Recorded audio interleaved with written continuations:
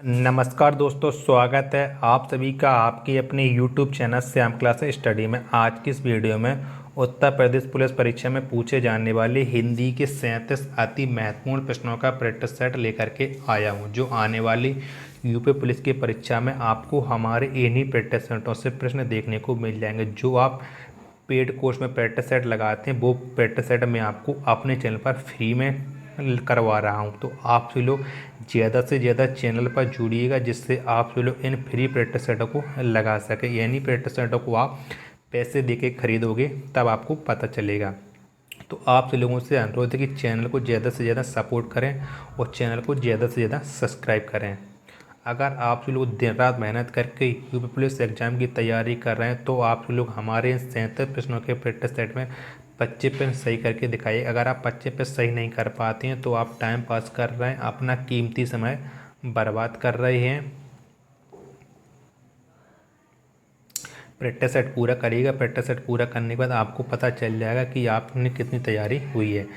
Practice set पसंद आता है तो वीडियो को आप लाइक कर दीजिएगा। चैनल को आपने अभी तक सब्सक्राइब नहीं किया तो चैनल को आप ज़रूर सब्सक्राइब कर लीजिएगा। इस प्रैक्टिस सेट को आप अपने सभी छोटे भाई बहनों के पास ज़रूर शेयर कर देना, जिससे वो भी लोग इस प्रैक्टिस सेट को लगाएं और उन लोगों को भी अपनी तैयारी का पता लग जाए। तो चलिए शुरू करते हैं आज का अपना UP police special Hindi practice set number 216।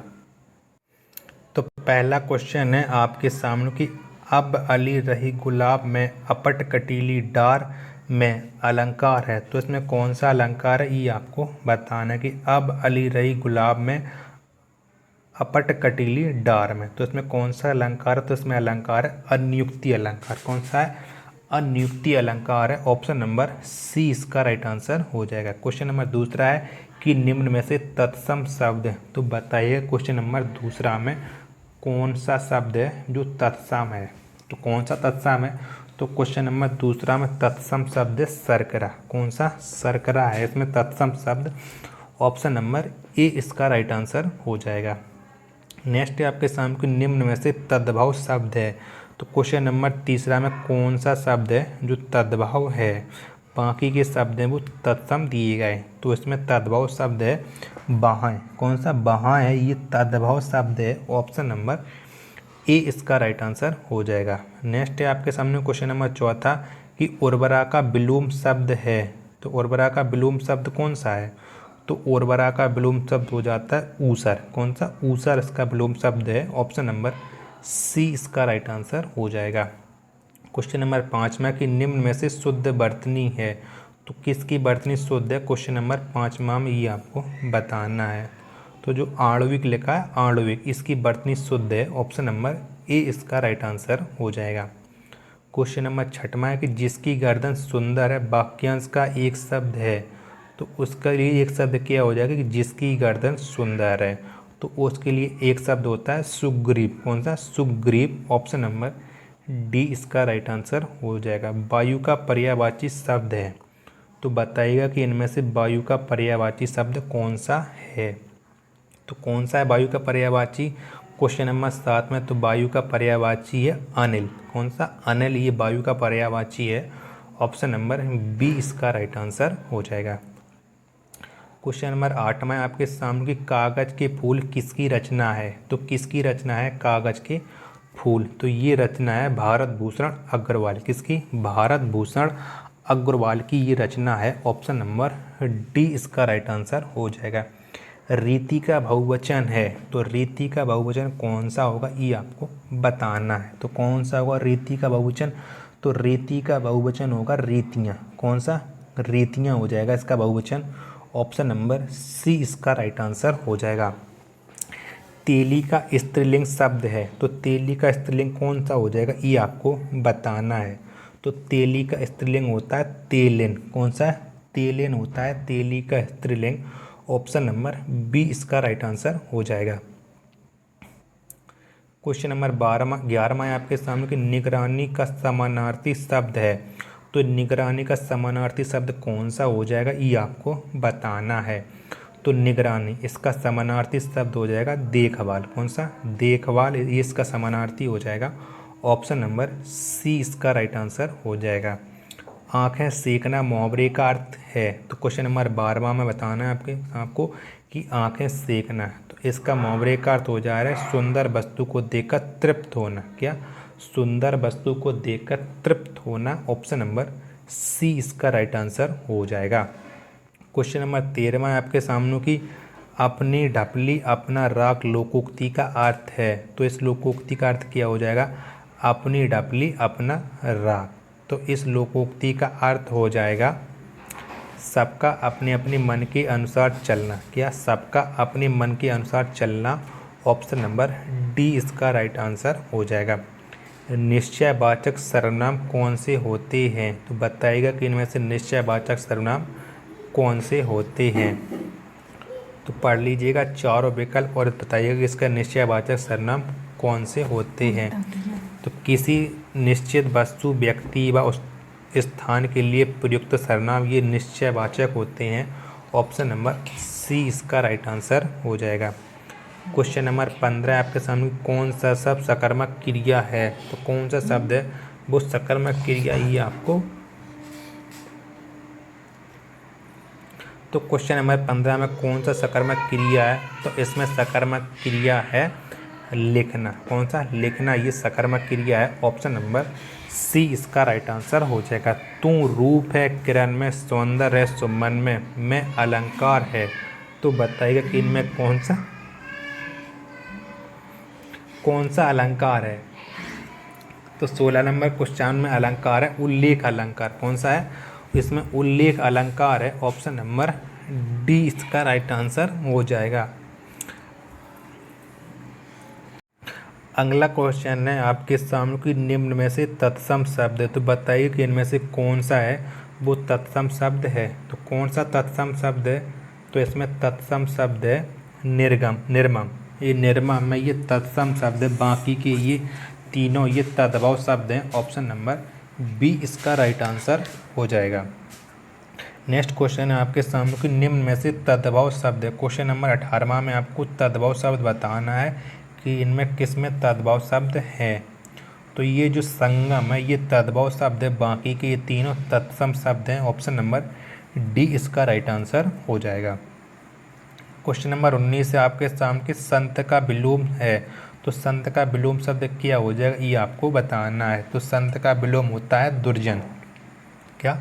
संत का विलोम शब्द हो जाएगा दुर्जन। ऑप्शन नंबर बी इसका राइट आंसर हो जाएगा। क्वेश्चन नंबर 20 में कि निम्न में से शुद्ध वर्तनी का चयन कीजिए। तो बताइए क्वेश्चन नंबर 20 में किसकी वर्तनी शुद्ध है? तो किसकी है? तो ये जो चर्चा लिखा है इसकी वर्तनी शुद्ध है। ऑप्शन नंबर बी इसका राइट आंसर हो जाएगा। क्वेश्चन नंबर 21 है आपके सामने कि जिसके ऊपर किसी का उपकार हो वाक्यांश का एक शब्द है। तो जिसके ऊपर किसी का उपकार हो वाक्यांश के लिए एक शब्द कौन सा हो जाएगा? तो इसके लिए एक शब्द हो जाएगा उपकृत। कौन सा? उपकृत हो जाएगा। ऑप्शन नंबर सी इसका राइट आंसर हो जाएगा। शमशीर का पर्यायवाची शब्द है। तो बताइएगा कि शमशीर का पर्यायवाची शब्द कौन सा हो जाएगा? तो शमशीर है इसका पर्यायवाची शब्द हो जाएगा तलवार। कौन सा? तलवार हो जाएगा शमशीर का पर्यायवाची। ऑप्शन नंबर सी इसका राइट आंसर हो जाएगा। अपने अपने राम ये उपन्यास है, ये किसकी रचना है? तो अपने अपने राम ये किसकी रचना है? तो ये है इलाचंद्र जोशी। किसकी? इलाचंद्र जोशी की रचना है अपने अपने राम। ऑप्शन नंबर डी इसका राइट आंसर हो जाएगा। आत्मसात का समानार्थी शब्द है। तो कौन सा है आत्मसात का समानार्थी शब्द ये आपको बताना है। तो इसका समानार्थी शब्द हो जाएगा ग्रहण। कौन सा? ग्रहण हो जाएगा आत्मसात का समानार्थी शब्द। ऑप्शन नंबर डी इसका राइट आंसर हो जाएगा।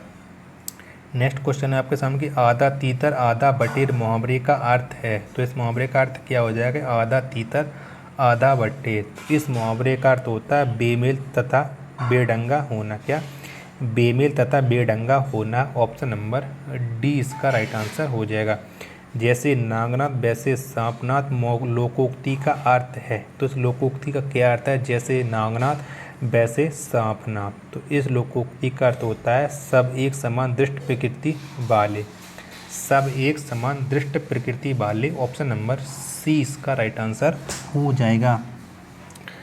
अगला प्रश्न है आपके सामने की क्वेश्चन नंबर 27 की जिस व्यक्ति व्यक्ति में डॉट डॉट नहीं, वह कभी महान नेता नहीं बन सकता।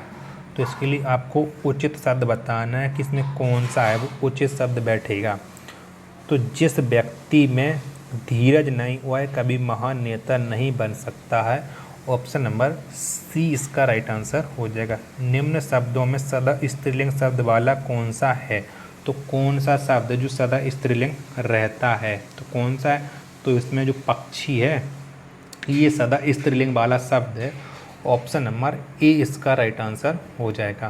क्वेश्चन नंबर 29 से आपके सामने कौन सा शब्द जातिवाचक संज्ञा नहीं है? तो कौन सा शब्द जातिवाचक संज्ञा नहीं है ये आपको बताना है। तो क्वेश्चन नंबर 29 में जो यमुना है ये जातिवाचक संज्ञा नहीं है, ये व्यक्तिवाचक संज्ञा है। ऑप्शन नंबर सी इसका राइट आंसर हो जाएगा।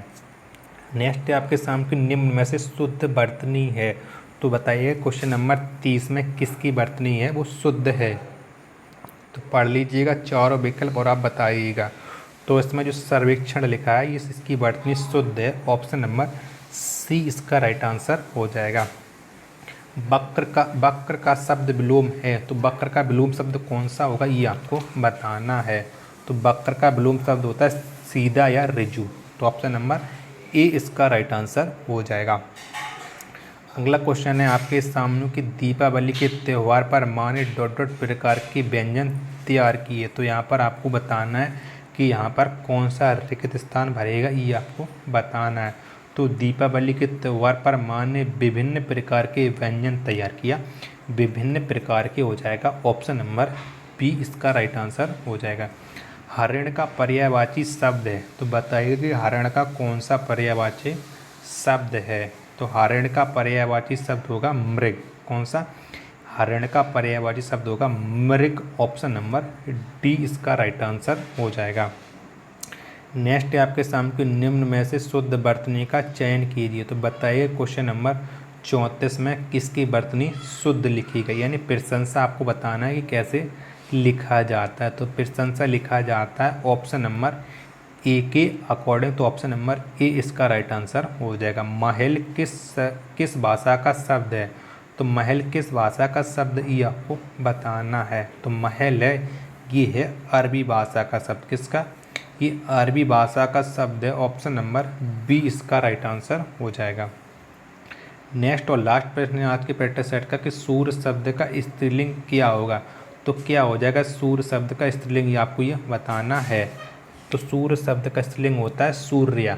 कौन सा? सूर्या होता है। तो ये ऑप्शन नंबर यहाँ पर कट गया है, तो यहाँ पर सूर्या कर लीजिएगा, सूर्या। ऑप्शन नंबर बी इसका राइट आंसर हो जाएगा। तो अब आप बताइए कि आपने हमारे इस प्रैक्टिस सेट में कितने प्रश्न सही किए हैं और आपको ये प्रैक्टिस सेट कैसा लगा। प्रैक्टिस सेट पसंद आया हो तो वीडियो को आप लाइक कर दीजिएगा। चैनल को आपने अभी तक सब्सक्राइब नहीं किया तो चैनल को आप जरूर सब्सक्राइब कर लीजिएगा। आपसे निवेदन कि चैनल का आप ज़्यादा से ज़्यादा सपोर्ट करें, जिससे और भी लोग गरीब जो पेड कोर्स नहीं खरीद पा रहे हैं वो हमारे इस चैनल पर आकर के फ्री में प्रैक्टिस सेट लगाएं, जिससे उनका खाकी वर्दी पाने का जो सपना है वो साकार हो सके। मिलते हैं अपन नेक्स्ट प्रैक्टिस सेट में, तब तक के लिए धन्यवाद। जय हिंद प्यारे साथियों।